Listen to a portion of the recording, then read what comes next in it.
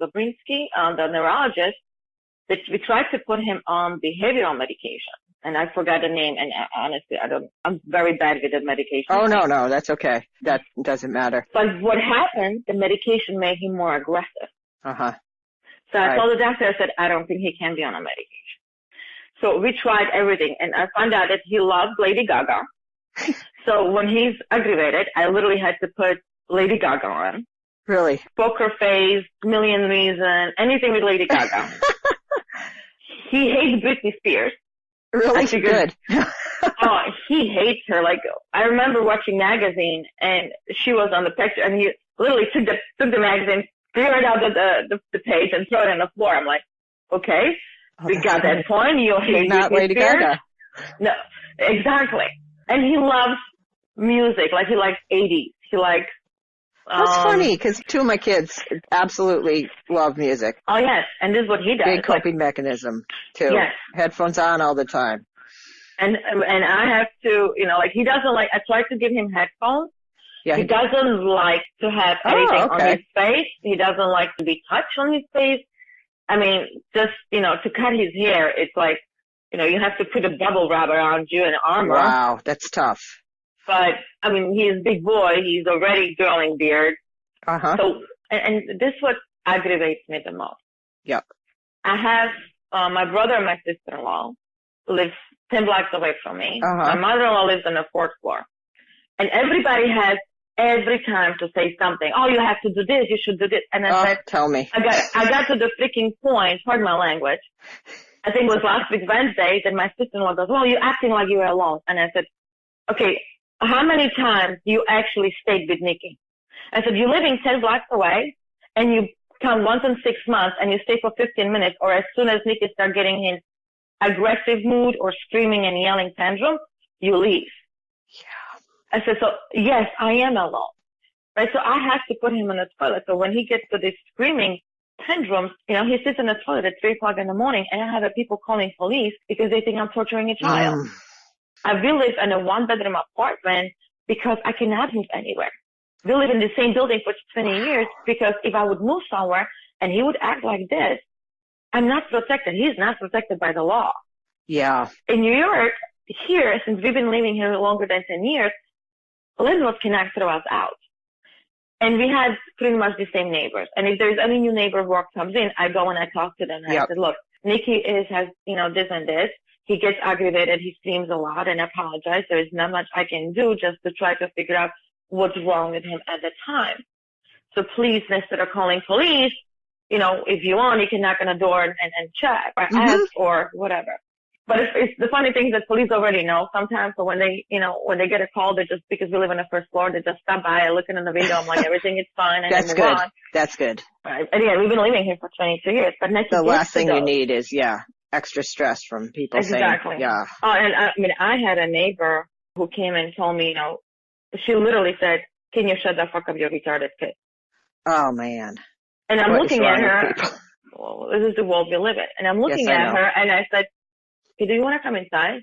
She goes, why? Just come inside. And she's looking at me, and I said, because as soon as you come inside, you cross in my property, and then I can smack your head. Seriously. And she's like, I do not blame you. And she goes, well, I'm a writer, and I cannot come to me. I said, then honey, you're in the wrong city, because New York is loud. Yeah. So that's a lot of accommodating for living in New York City. Exactly. And they move, which is okay. Yep. My landlord actually probably loves us because people move, and he can charge extra money. Chelsea Holman, go ahead and speak now, Chelsea. Thank you. What do you do to help? Do you have anything that helps? I think I just make sure I keep on my schedule with him, and I think that's just really my coping mechanism. And, I really just rely on family and I was going to ask what your support system is. Like, who go through it as well. Mm-hmm. I can say that I have lost a lot of friends who I thought were friends. I can relate to that. I can relate. And I used to post a lot on my social media, like on my Facebook page, about what we were going through, thinking that people care. And then I'm going like, gosh, why in the hell am I posting my life? Like, people really give a damn, because they don't. Like, everybody's really wrapped up in, in their own little pockets of stuff. Like, why? They are. And like, why do I have to post something just so I can constantly stress myself out? Like, oh, did anybody like my post? Right. I know. It's like, so crazy.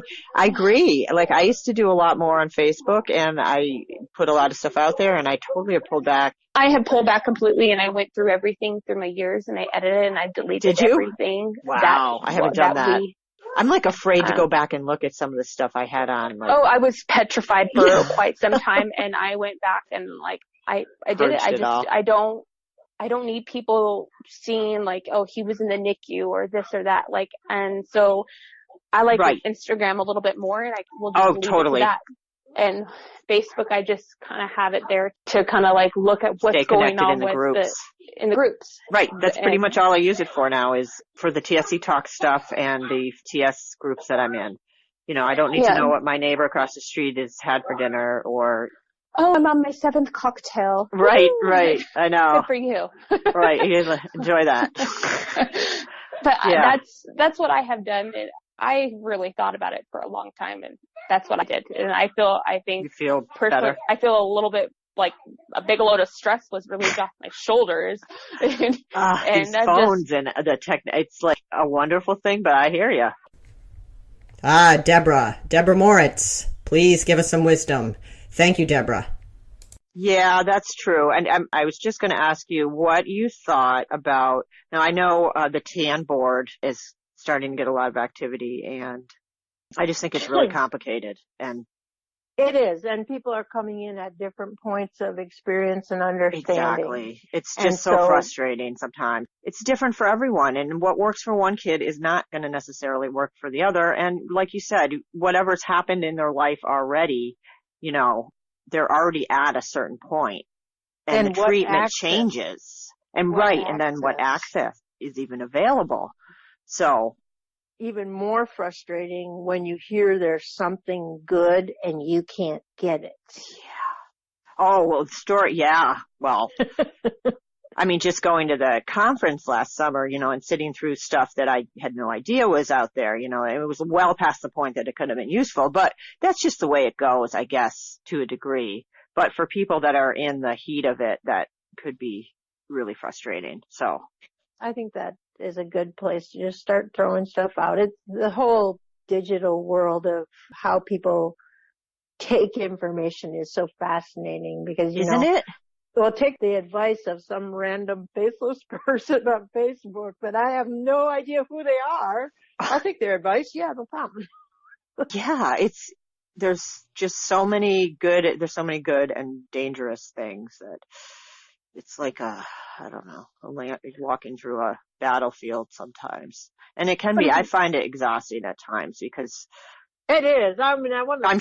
And then to go and wade through the responses and like just know that. Yeah, you don't want to over mother them. Exactly. You got your own to mother, but sometimes like, wait, take a time out and digest that and think about what the source was. I mean, I've been blocked by people when I ask them for the source of their information. Really? Oh, that's hilarious. Well, it's just like, I'm not contesting their information. I appreciate it when people, though it's taken a while, when people correct me, or not correct me, or just give me the facts, because I don't think that I know everything. The more I know, the less I know. So. Well, and we're just dealing with a really complex disorder. Tell me. Where the science is advancing rapidly, but we don't even know what all that science means.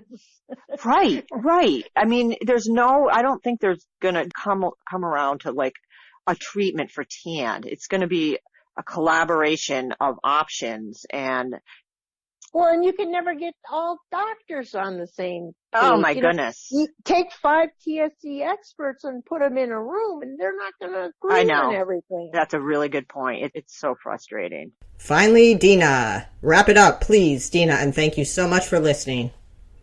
It's complicated, Dina. I think you know that. I'm sure you, It is. So, it is. And, and the majority of the time when we get calls, whether it's me or an education parent mentor, it's tanned. It's usually always going to be tanned. Yep, of course. Schools just, they don't know what to do with it. They truly don't understand it. So that was the reason for the Tan in Education publication. Which is wonderful. Thank you. I had written behaviors in TSC thinking that would work. But I needed to write something very specifically for educators. You know, and I remember, when I sent it to Dr. Gibson, I said, now be kind and understand that I have written it for educators, and you have to write so that they understand where you're coming from. Yeah. And I said, there are going to be some areas that are repeated, because it's my experience that usually educators, understandably, are very busy. They're only going to go where it applies to them. They're not going to read the whole thing. Right. They're just going to go to that section. Skim it. Yep. Yeah. They're going to skim it. So she was wonderful. I don't know if you read her intro letter, but she cracks me up. It was amazing. I mean, she just said, you know, when the parent comes in and says it, you know, this is part of TS, it's part of TS. That's the whole purpose of this new tandem thing, you know, grant. And I'm excited about it. I think that that's the direction we have to go. We have to get that data. We have to make sure, and we have to start doing some consensus guidelines. But like I said, back in 2012, we just needed to get the doctors to recognize that this is in fact a manifestation of the TS, which was the whole purpose of the umbrella. It just to get and that visual was really important. I know. Oh my goodness. It really is like, you know, and whenever I think I understand it on some level, I meet somebody that's dealing with something else. It's just some mental health issues escalated by wherever the tumors are in the brain, and we haven't figured it that whole. No, that brain is so complicated. Complicated. So, you know, listening in, it seems like everything, like there's so many bases covered. So much is happening. I was really impressed. Yes, and Steve, I can't say enough about Steve Roberts, Dr. Steve Roberts. He is amazing. And Dean coming on board has just taken us to this next level. And Steve and Corey together are a duo that they can conquer anything. It's exciting.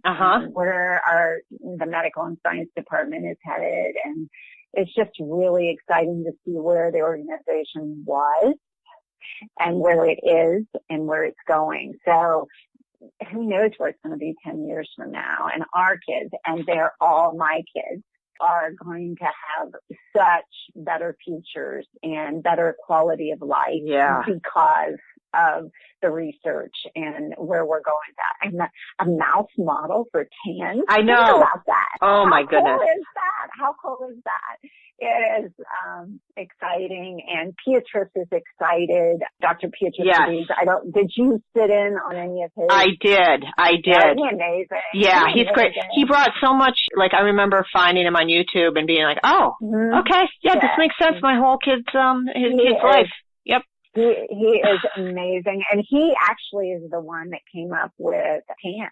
He's the one that he said, we need something short and sweet that we can say that, you know, encompasses everything that we're trying. And he came up with the whole TAN initiative thing for the checklist. So he's hilarious. I remember we did a lot of interactions with him, and I've been over to England a couple of times and actually stayed at his house. And really, he's in South Africa now, but he's just an amazing person.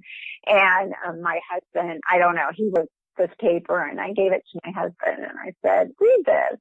And he reads through it, and he said, I don't understand any of this. I said, look who the author is. And he said, our Beatrice wrote this?